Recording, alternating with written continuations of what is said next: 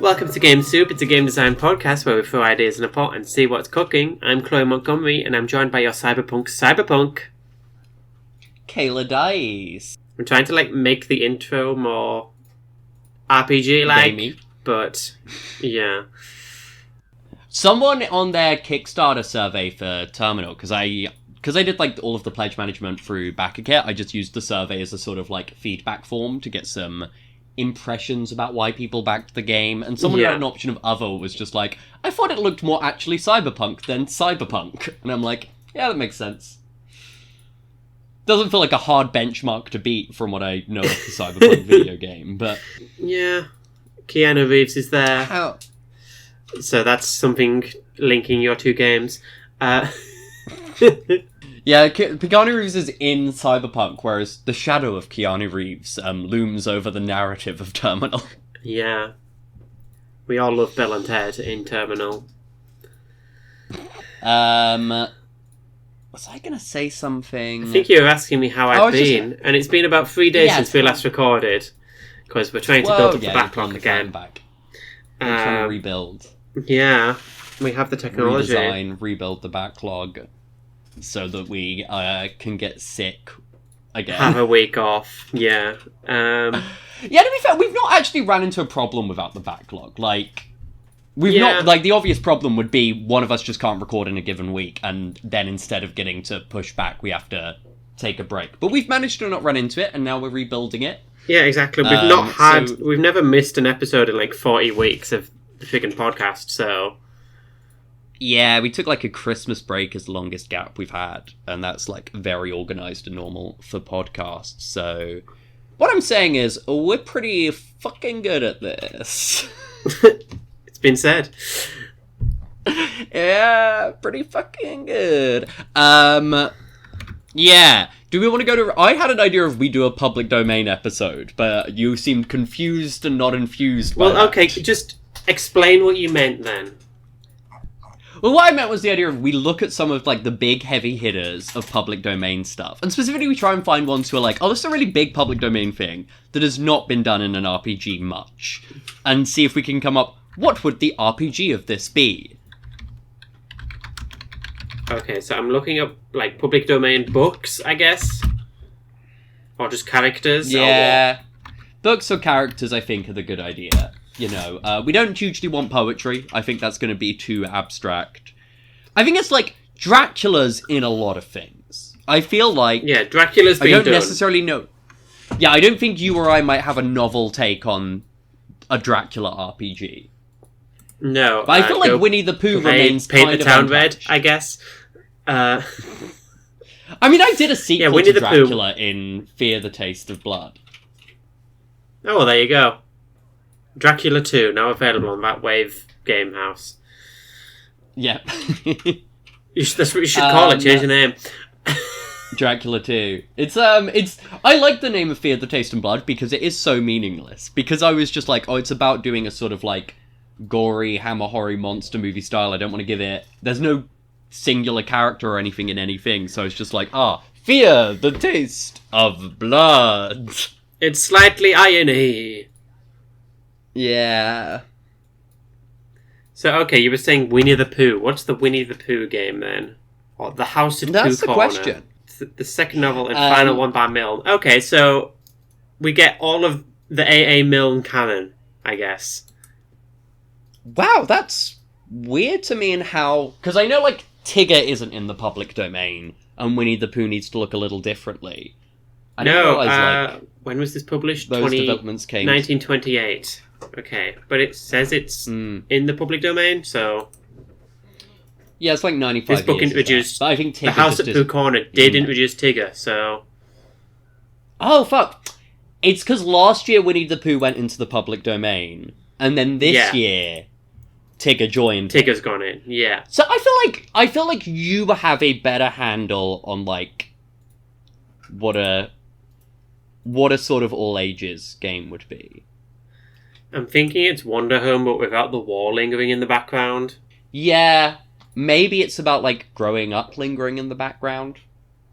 Yeah, I think it's... So, the most recent Magic the Gathering set, it's still coming out at the minute. but whatever. It's called Bloomborough, and it is just like Redwall, Cozy Core.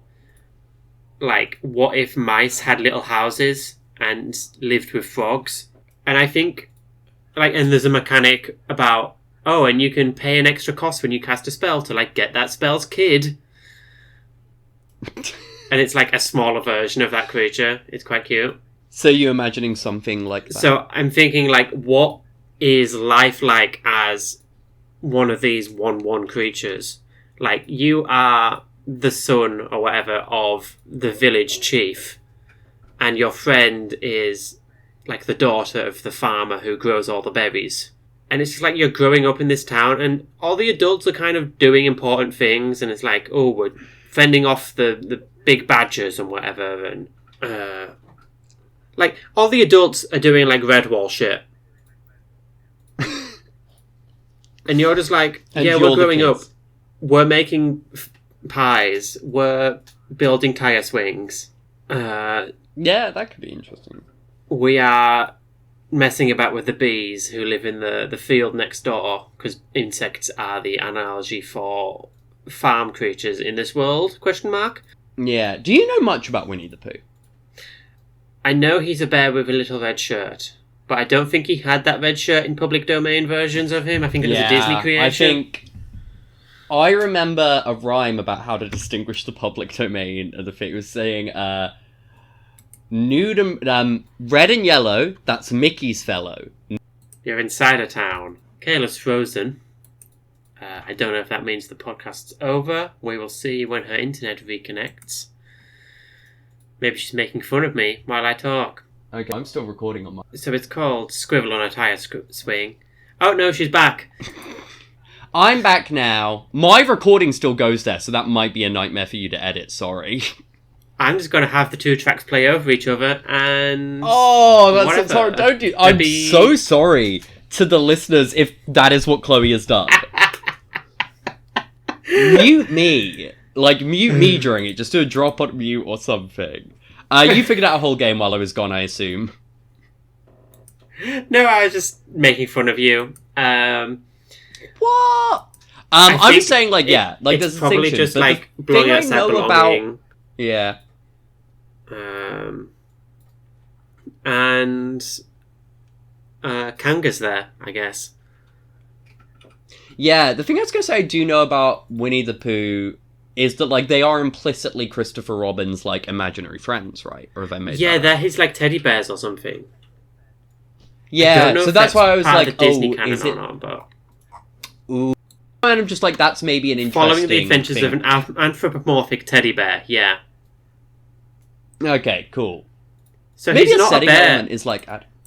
Yeah, he's not a bear living in the woods or whatever. He is just... Like, even in Christopher Robin's imagination, he's just the bear brought to life, I guess. Yeah. So I wonder if there's that aspect of it, of being someone's imaginary friend as the spectre of adulthood looms. Yeah, I think it's like... It's a bit Toy Story, but I think it's... But in a setting as well, rather than, like, in the real world, like Toy Story is. Yeah. I think, like... If we were doing this as, like, a B.O.B. game, like, the setting element would be your owner, or your child, or whatever we call them. Yeah, owner feels weird. But, yeah. That as a setting element rather than a character makes sense.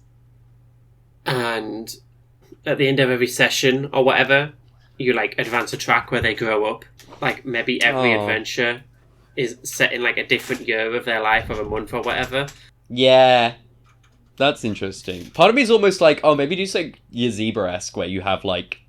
Yeah. Set, like, a calendar that's getting mapped out gradually. I was trying to avoid going straight into Yazeba, but... I'm just like, yeah. I feel that's a nice wrap on what would be an obvious direction to take a Winnie the Pooh game. Yeah. Do we stick in public domain town, or do you want to go to a Randy? Oh, yeah, I mean, like, if it was public domain, we just do Yazeba, but, like, it's just, here's Winnie the Pooh. This is the other thing. You could easily, I feel, with every... I feel like a really easy thing to do if you wanted to kind of be someone who churns out content a bit more. Churns is maybe overly prerogative. I think at least a fun experiment you could do every year when new stuff enters the public domain would be to do, like, a little zine which is, hey, here's this new public domain character as a playbook for various things. Here's how you drop them into your Zabers. Here's how you drop them into most other BOB games. And here's the stat box. I think it's probably fun. It's probably at least an interesting thought experiment. I guess it probably wouldn't be so much a churn. It would depend on how much you do or don't already know other systems, and I guess it depends on how much, like, these... whatever you're making it. Yeah, so it's the Winnie the Pooh official, unofficial tabletop game. Yeah. The Pooh anthology. Maybe not that name. Right, what else is on our list? Like, all fairy tales. A Christmas Carol. Give me a Christmas Carol. Ooh. What's the Christmas Carol game? I think the best... In my mind, I'm like, the best way of approaching this is like, okay, we've got our narrative structure here, which is, like, person, 3, technically 4 ghosts, and a journey of change. And I think then we can apply it for anything. We could keep it Christmassy if you want to keep, like, the branding of a Christmas Carol, because it's semi-useful. But I think almost the idea is it's kind of like a group storytelling game where you're inventing a specific Scrooge each time. And, like... Yeah. Some of that's, I think it's almost a work of, like... I think this is a game kind of about doing an adaptation of A Christmas Carol, kind of either explicitly or implicitly, because you're getting your Scrooge figure and you're placing them, where you're going like, okay, are we doing a modern thing? Are we going to do Victorian era? Do you want to throw into some weird sci-fi thing? Do you want to do a version in a fantasy world? And then from there, once you've got your Scrooge, you kind of figure out, okay, what's this Jacob Marley equivalent? Who's going to be wronging them? You play out that scene. And then, I guess, as each time, it's like, you have, like, this set, discrete, like, unit of storytelling, which is cool. Here is the Ghost of Christmas Past. What was this character's past? How did this change them? You play out a series of scenes there, and I guess maybe there's, like, a... like, tracker you're filling up. I feel like you just do this interestingly in a sort of, like, BOB-esque way. Like strong tokens and... Yeah. Maybe a weird case where, like, Scrooge is the only one with a token economy, and then virtually everyone else is, like, a setting element. If that, like, almost as a weird flip. But, like, the players play as a setting element. Yeah, everyone other than one player who is Scrooge, they're always setting elements, and that may mean they're jumping in as the ghost, like... It should be a case that no one should play 2 ghosts. The ghost should have been, like, shared among the whole table. So it does kind of, I guess, actually get a feeling of being like, yeah, you're being visited by these different things. And everyone else just swaps around other setting elements as they go. So, like, I think the only token stuff is for Scrooge, and that's maybe related to how whatever they fill up as their, like, remorse tracker. Yeah, I think it's like at the start of the game, he's like, oh, I was so brilliant as a child, but then as he's going on, like, his strong moves or whatever, I like him realizing he's in the wrong or whatever. Oh, he's killed Tiny Tim. He has to use a move to feel bad about that. An interesting thing I find about Christmas Carol is that, like, he's so instantly remorseful. Like, he's like, Marley, fuck off. But then, like, the moment through Christmas Past afterwards, he's like, yeah, you're right, I should change my life. And then the ghosts are like, no, you don't get it. You think you get it, but you don't. We're gonna really drive this point home. So like, I feel like... If only the Ghost of Christmas Past turned up, he'd have been, like, changed for, like, a week, and then be like, yeah, okay, whatever. I feel like maybe there's, like, can't they be? multi-layer trackers, or, like, a clock which is resetting, and it's like, yeah, this needs to get filled a lot of times for us to actually make a difference in his life. To make it stick, yeah. Yeah, and I think it's, like, a weird thing where you are picking out, like, a whole setting thing. You maybe have, like, a sort of gamey aspect to that. If you are flipping from 2 phases, you could do, you know, have more of a sort of world-building thing at the start before you zoom in on this specific story, because...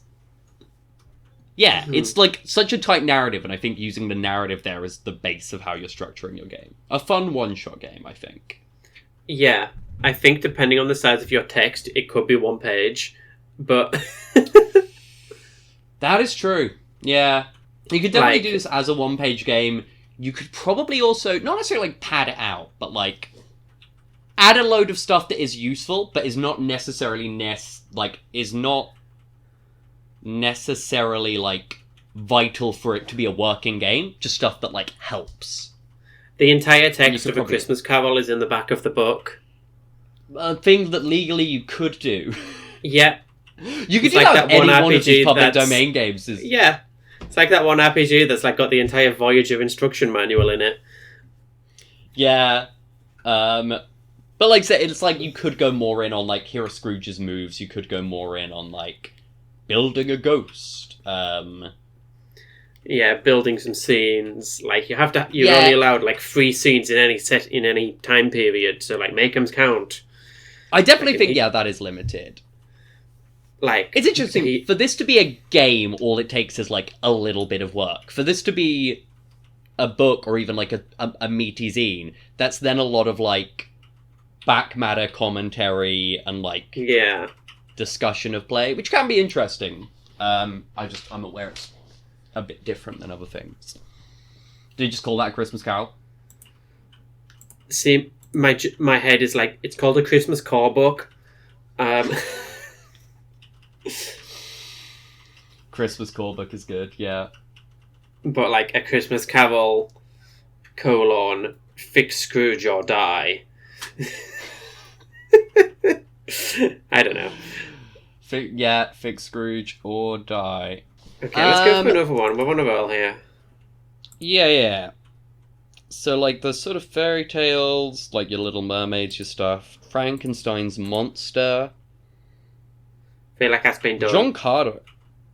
I feel this is the interesting thing, because I do feel like Frankenstein's monster, just taking that as a character, has been done. I don't necessarily think there's been much done with, like, the actual book, but, like, the character's been done a lot. Yeah. But yeah, any of the sort of, like, big Disney things, like your Little Mermaids or your Pinocchios, there in the public domain. What is the Little Women RPG? Wait, is Little Women public domain? That's what Goodreads is telling me. Oh, didn't realise. I am not a great person to answer this, because I have not read Little Women or seen either of the films. I do want to see get Laurie on the horn. Version. Call Laurie now. Why? Wait, why Laurie? Because there's a person in the book called Laurie. Oh, that makes sense. See, I didn't know that, so I was confused. Damn. Sweeney Todd is public domain in the sense of, I believe, like, the book that originates it, but obviously not, like, the musical. There's probably a lot of musicals where it's like, you can technically grab the source material there. Yeah. Peter Pan has that weird public domain thing where it's public domain everywhere other than the UK. Is that true? Yeah, it's technically, there's like a weird UK law where it's owned by Great Ormond Street Hospital. I don't know if it's just like you nominally have to pay a token fee or if they actually have like approval or ownership rights. Like, I assume it's more just a sort of, there's a token fee needing to be paid. Damn. But yeah, all of Shakespeare. Let's do Shakespeare. Wasn't necessarily saying let's put all of Shakespeare at once into a blender. Though that's on the where my table, brain maybe. went. Okay. I think you are in charge of creating the Shakespeare cinematic universe. Ooh. Shakespeare theatrical universe. Sorry. And you've got to work out what the post-credit scene is of every play, sorry. Who is the Nick Fury of Shakespeare? That's a great question. I feel I'm going to ask Alyssa, she has a literature degree. Who's the Nick Fury of Shakespeare? Just throwing it out there that I also have a literature degree. I didn't know you had a literature degree, Kayla, I'm sorry. Who would you say then, Kayla? Alyssa, I was going to say Prospero. you need someone who's... Prospero, yeah. That picked up by the mic. We don't need to, like, repeat that. Well, there you go. Prospero does make a lot of sense, being, like, a wizard. Otherwise, I was going to say you kind of need someone who, like, lives past their things and plays, like, weird roles. I could definitely see, like, a weird out-of-the-box argument for having Falstaff be the Nick Fury. Like, instead of, like, serious Sam Jackson, you've just got, like, a, like, jolly layabout. Yeah. Or, like, whoever, like, does all the introductions Who's that? Is that a character? The chorus. It's normally a character, right? They're normally the sort of chorus idea. I was also going to say Prince from Romeo and Juliet could work. This is a funny thing, because you are having to, like, kit bash all of these settings together. Is this just a game where you write a scream, like, a treatment? No. I think it's, like, you are the person flying from play to play. You've just... I don't know enough Shakespeare to just knock off these jokes, I'm not going to lie. I'm Googling Shakespeare plays. So you're going from the island where the Tempest takes place, and then you're flying to Venice to, like, recruit Mercutio, and... I feel like the thing is, this is maybe less making a cohesive theatrical universe, and this is presumably getting fictional characters to leave their set of circumstances for some kind of meta-narrative thing. I feel like we've done that, though. I do feel like we've done that, but I'm like, I feel if you're trying to recruit Mercutio before they get stabbed, that's implicitly sort of part of what you're doing. So maybe it's a game about, like, you are the background characters, you are your Rosencrantz and Guildenstern. See, I know something about Shakespeare, and you have got your copy of the script or whatever, and you're like, we gotta stop Mercutio dying. So, we're now sort of making a Rosencrantz and Guildenstern are dead game, but that's interesting. I had a third idea. Yeah, or a fourth idea. That one's not entirely legal, but sort of we'd get away with it. It would just be resemblance. They're characters from Shakespeare. Yeah, like that part's legal. Rosencrantz and Guildenstern is Dead is a play that, like, is not in public domain, but we could easily do a riff on that theme and not get in trouble, like Lion King did it. So what my idea here was, like, you play, like, a traveling troupe of actors in some setting. And so it's literally just, like, like, the Shakespeare plays are kind of, like, a lot of, like, the source material you use, and then it's like, oh, in each town... I think it works better if you're traveling actors, so I suppose you could be based at a theatre site. And you're kind of, I think, like, mapping the relationships between, like, your players. Who, not as in the players who are players, the players who are actors. This has a fun thing of how many layers of players there are. I think the game is called Layers of Players. And we're mapping, like, how their relationships develop and sort of stuff, like... as they maybe go under, like, breakups, competitions over roles, certain, like, events changing which make, like, plays weirder, like, ooh, are we supposed to cancel our production of, like, Romeo and Juliet because there was actually just, like, a big, like, suicide that has, like, really dowered the mood of this town. Do we need to maybe, like, shift to something at the last minute? Like... yeah, I think it's a game of traveling and being performers, and you have, like, your sort of Shakespeare stuff as your base, because you're nominally, like, a Shakespearean troupe. Whether that's a troupe in Shakespearean times, who I don't necessarily believe we're traveling in such a sense, or if we're just in some, like, loose setting. I almost like the idea of using Shakespeare plays, but we say this is a fantasy setting, and your on-staff writer is writing these plays. But they all just happen to be Shakespeare's. Well, that was the thing I realised when I was playing a game where I was playing, like, a sort of, like, bardic character, is I was like, well, I'm playing a bardic character in a setting which is not Earth. I'm just going to keep using Shakespeare quotes and saying that they're things my character came up with. Like, we only ever call the writer the bard. Yeah. We never you can involve them there, and also I feel then there's maybe a fun thing if you go, like, if you start, like, fucking with the plays, because, like, we're in this setting where they're not sort of considered sacred, so they go, instead of, oh, we've got to scrap Romeo and Juliet, we're doing something else, it's like, hey, write it's my masterpiece. What are you talking about? I'm not changing it. I need you to tweak the ending. Those kids are gonna live here. Like, next town over, they can die all they like, but here, they're gonna live, okay? But that's the emotional crux of the play. I'm not... they're gonna be so happy. How do they live for then? The celebration. So, right at the end, she just wakes up in time. And she's like, whoa, I'm alive, bro! And he's like, oh, fuck! I was about to do something very, that's That's a close one. Damn. But they have a beautiful moment. There'll be tears. Do the families? Why do the families reconcile now? Maybe they don't. Maybe like the kids still run away and they don't reconcile, or they reconcile because in their mind the kids are dead. Like they don't actually get to know they lived.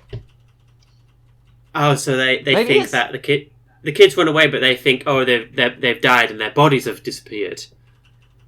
Yeah, they think Paris was like a grave robber, like a weirdo. And then I presumably would need to roll a dice to see whether this conversation was convincing. Yeah, I think maybe there's some like NPC characters who have stat blocks around like when they're being convinced. Like if it's like, hey, the lead actor is like wasted, they can't go on tonight, their understudy needs to do it. They're going to be such a diva over being told they shouldn't go on tonight. And they have like a fucking like AC for that or whatever. And then what else was I going to say? Oh, actually I was going to say there are rumours, this is just a real life fact, that like some nights in Shakespearean times, like they did just do a happy ending for Romeo and Juliet. It's just now lost. Well, there you go. Thank you for listening to Game Soup. Shakespeare didn't write those plays. It was this guy from this game. He wrote them.